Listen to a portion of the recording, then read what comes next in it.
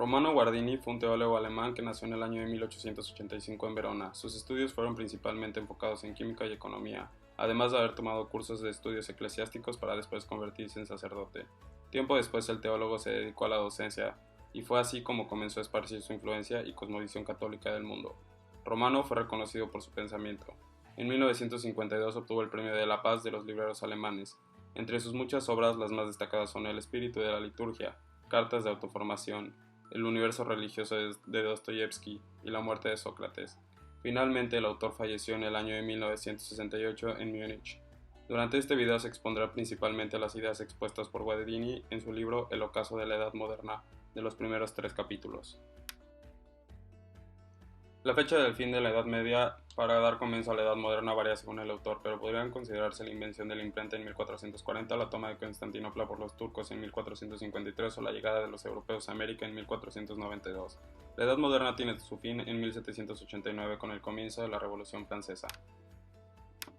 Respecto al ser humano y Dios, la Edad Moderna fue una época en la que se impulsó un pensamiento antropocentrista, es decir, la persona era el centro de todo. Por lo mismo, la existencia de Dios deja de ser el tema principal de la filosofía y pasa a serlo el humano.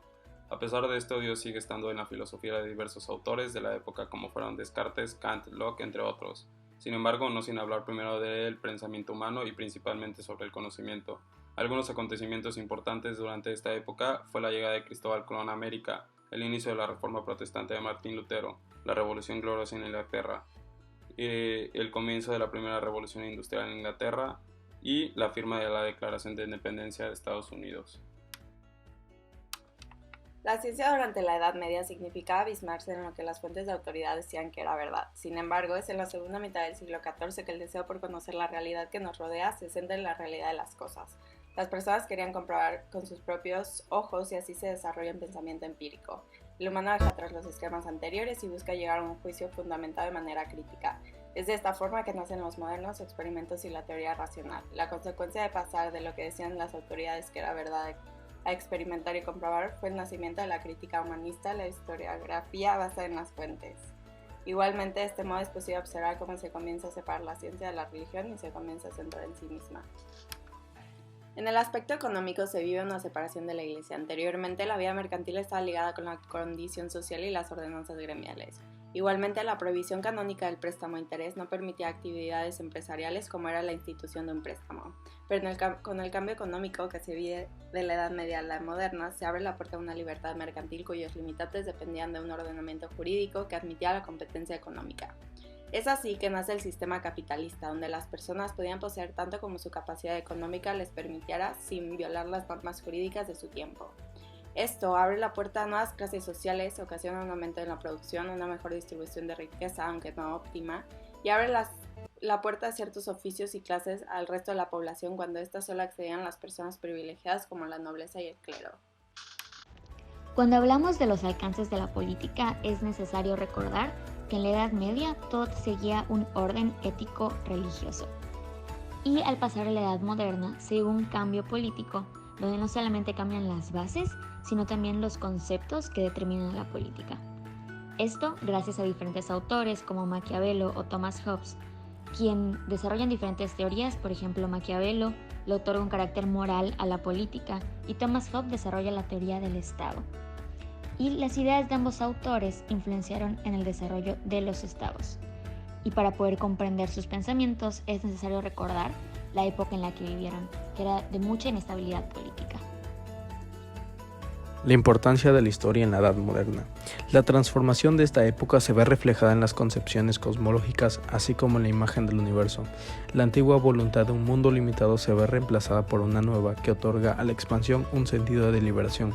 Esto se debe a que se descubre que la Tierra no es el centro del universo, sino que gira alrededor del Sol.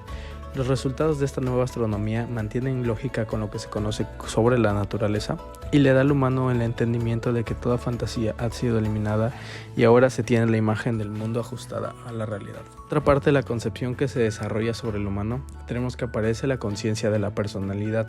El individuo se convierte en algo interesante para sí mismo. Para el humano moderno, lo inexplorado es algo seductor, se siente con posibilidades de aventurarse por el mundo y de dominarlo. Esto tiene que ver con el pensamiento de ilimitación que se tenía. Nace el humano que emprende, actúa y crea de forma autocrática. Esto ocasiona que el humano se sienta desamparado y amenazado debido a que ya no hay un punto de apoyo objetivo, abriendo cabida a la angustia de la edad moderna.